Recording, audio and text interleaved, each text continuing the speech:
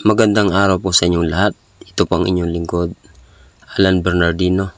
At andito na naman po tayo para maghatid uli ng isa pang napakahalagang gulay na malaki ang naitutulong sa ating katawan. At yun nga, yung gulay na ito yung ampalaya. Yung ampalaya, napakasarap na gulay nito. At yung dahon nito, napakasarap ihalo sa munggo. Isang gulay na ampalaya talagang napakabisa sa mga sakit na maraming nalulunasang sakit. Kaya sana panoorin nyo ng maigi at hanggang sa huli dapat manood tayo para malaman natin ang kahalagahan ng ampalaya leaves at ng bunga nito. Sa muli, hinihingi ko po ang inyong suporta. At sana po ma-subscribe ninyo ang aking channel, Taong Gala TV. At masuportahan nyo ako sa aking mga video. Panoorin po sana ninyo ang aking mga video at i-share. At i-like na rin po. At kung gusto nyo pong maging updated kayo sa ating mga video, i-hit nyo po yung notification bell para lagi kayong update sa mga ilalabas nating mga video. Panoorin po natin hanggang sa dulo.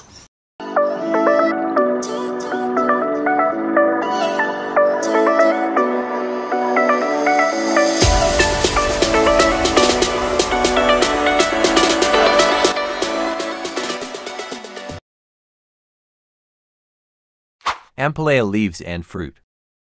Pag-usapan na natin ang tungkol sa ampalaya. Ang mga sakit na nagagamot nito at iba pang mga pwedeng pakinabang sa ampalaya. Alam nyo ang ampalaya kahit saan sa Pilipinas matatagpuan ng ampalaya. Magpunta ka sa palengke dito sa atin. Maraming nagtatanim nito kaya hindi tayo nahihirapan maghanap ng ampalaya. Ngayon, ito yung unang pakinabang ng ampalaya. 1. May help lower cholesterol levels. Nagpapababa ng kolesterol sa ating katawan. Kumbaga, kung mataba ka, kasi kolesterol, taba yan eh. Yan, sinusunog niya yung mga fats sa ating katawan. 2. Could be beneficial for people with arthritis. Malaking tulong din ito sa may mga arthritis na tao. Kaya nga tuwing Biyernes, di ba, mapapansin nyo, ang mga gulay, minsan talagang karamihan may munggo na may halong dahon ng ampalaya. Kaya maganda sa katawan ng ampalaya. 3. Might ease pain. Pambawas sakit na nararamdaman sa katawan. Panghalili sa mipinamik. 4. Rich in antioxidants. Sagana rin ito sa antioxidant. Ang antioxidant, ito yung protection sa katawan natin para labanan yung mga free radicals na pumapasok sa ating katawan. Maaari rin magpabata ng skin ang antioxidant at panatiling masigla ang ating katawan. 5. Good for eye health. May sangkap din pala ang ampalaya para protection ng ating mata. Para palinawin na parang yung sa kalabasa, yung nakukuha sa kalabasa, meron din palang ampalaya. Kaya panatilihin nating gumamit at kumain ng ampalaya.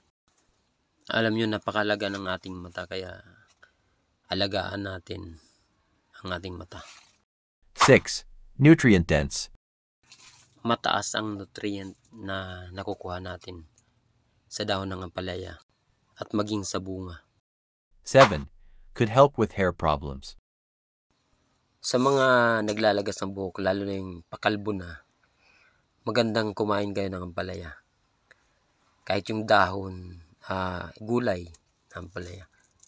Para at least makontrol yung paglalagas ng buhok. Kasi nagpapaganda siya ng kondisyon ng buhok. Kaya panatilihin yung kumain at least 2 times sa isang linggo. 8. May aid those who have diabetes. Ito talaga. Ang mga taong may diabetes, nire-recommenda na kumain ng ampalaya. Alam naman natin ng diabetes, walang lunas. Or at least ito, makukontrol yung paglala ng sakit. Kaya, laging kumain ng ampalaya. 9. Can effectively reduce blood glucose as it contains polypeptide P, an insulin-like substance. Yun nga, malaking tulong ito sa may mga diabetes. Kasi nga, yung mga substances na mayroon ng ampalaya ay nagkokontrol sa mga substance na nagpapalala ng sakit ng diabetes. 10. The dietary fiber present can aid in digestion, promote regular bowel movements, and support a healthy gut. Yung may mga problema sa tiyan, yung mga hindi makatae, yung laging nagtatae, laging may masakit ang tiyan. Maganda rin na panglunas ang ampalaya. Nililinis nito yung ating sikmura. Mananatiling mas maganda ang ating sikmura. 11. The low-calorie and low-fat content, combined with their dietary fiber, can make them a good addition to a weight management plan.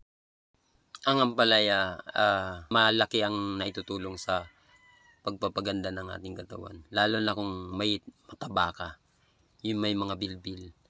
Inaalis niya yung mga bilbil sa ating katawan. Nakakatulong siya. Yung fiber na content ng ampalaya, siya yung nagpa-fight doon sa mga fats na nasa loob ng katawan natin. Low calories ang ampalaya, kaya the best para sa ating katawan. 12. Suitable for low-calorie and low-carb diets. Mababa ang calories, mababa ang carbohydrates ng ampalaya, kaya good for our health.